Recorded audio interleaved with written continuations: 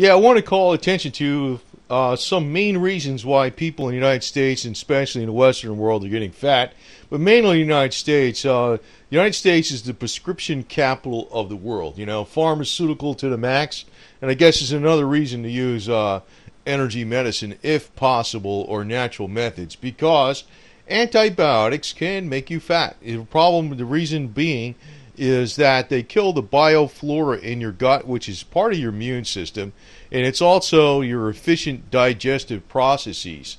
Actually, we have more beneficial microbes in our body than we even have body cells.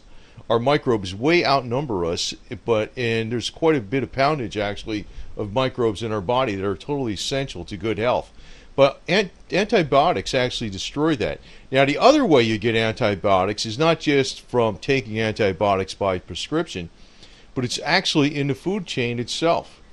So the antibiotic is given to the cow, the beef, whatever, the pork, or whatever it is, the lamb or the llama, whatever, you know, and it gets up through the food chain and you digest it. And this actually has an effect on our health and actually the bioflora in our health. So actually going back to nature all the way would be the solution to maintaining the right weight. Another thing is there's a lot of growth enhancing drugs being used in livestock, and a good example of that is in the chicken. The chicken itself from a little over 50 years ago was less than 1/4 its size. Today, in 2008, the chicken grows to over 4 times its size, as it did in the early 1950s. Plus, it grows to that size in about half as many days.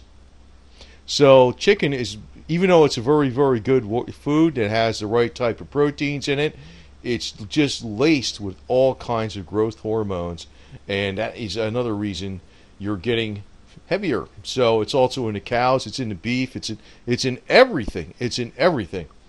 So, you know, in the quest to have more efficient food production to feed the population, they're kind of screwing up the food productivity as it is, you know, the quality of the food, basically, which is leading to other problems, and it's having a snowball effect in the whole health industry because obesity leads to diabetes. Another thing is, in foods, a lot of foods are packed with hormone disruptors. So they can actually disrupt your female or your female estrogen or your male testosterone. And there's loads of these out there which are very structurally similar to hormones such as estrogen or whatever, and it can affect a normal person's bodily functions. In other words, if you're male, you can be getting something that is like estrogen in your body that's not actually estrogen, but mimics the way estrogen works. So that's a major problem too. So, you know, it's actually cutting down on the ambition of people and all that type of stuff. It's slowing them down in many respects. Another thing is, now you'll see a lot of this with the ED crowd, the eating disorder, quote unquote crowd. You know, sweet and low, Splenda equals saccharin, whatever, sugar twin, or whatever. These things actually will lead to obesity after a while. And the other thing is, on the scale of acidic to alkaline, whereas like baking soda would be very alkaline. Actually, believe it or not, a lemon, even though the food itself is very acidic, it has an alkalizing effect in the body, an extremely alkalizing effect. So does water. So does watermelon, excuse me. So does watermelon. But artificial foods like, well, they're not foods, artificial ingredients like Splenda, sugar twin, saccharin equal, and all that type of stuff, they are actually on the scale of acidic all the way. They're almost as bad as drugs, that bad. So when you're taking that, acidic means fat, wrinkles, and fast aging. So there's a lot of bad news in this deal, and you know, it's all over the place. But you'll see this all the time with people trying to maintain their weight. Diet Coke, Diet Dr. Pepper, Diet Mountain Dew, Diet Pepsi, blah, blah, blah. And guess what? It ain't going to work in the long run. It's kind of like a quick pick-me-up, but you got the caffeine in there, but you know, you get the bonk later on, and it also affects your thought processes, because when your glucose levels get too low, it makes you depressed, and then you go and get some more medicines for that, and it's like an endless cycle. So it's almost like natural is the only way to go. The other thing is high fructose corn syrup. Now, a lot of times you see fat-free everywhere, and it's got loads and loads of high fructose corn syrup, maybe more commonly well known. But the other thing is they constantly will have diet foods. You'll see a lot of diet foods that say fat-free, diet this, diet that. It'll have high fructose corn syrup in it. This stuff goes to fat immediately. It's all over the place. It's probably the main thing that is actually causing if there's one thing that's actually causing the obesity problem in the United States more than anything, it's high fructose corn syrup. You're probably going back to simple sugars, which they said was bad. It's probably even better than this stuff, because at least simple sugars will cause your insulin to work and you'll burn it up a little more efficiently. But basically the solution is good fats, and actually if you want a sugar fix, an apple is a damn good food. This is one of the best foods going for, like, it's kind of like a little bit of a sugar fix, but inside the apple is also the seeds, and the seeds contain what they call, well, they nickname it vitamin B17. It's not really a vitamin, it's actually called laetrile, and it has a little bit of anti-cancer properties to it too. So when you eat an apple, you should eat the whole apple, including the seeds too. Not that you should eat a whole bunch of seeds, because a whole bunch of seeds by themselves, if you eat too many seeds, it's poisonous.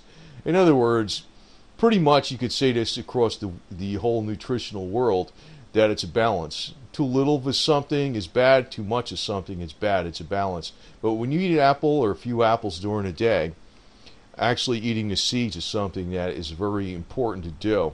A lot of people don't do that. It's one of the most nutritious parts of the fruit, including also do not peel the fruit.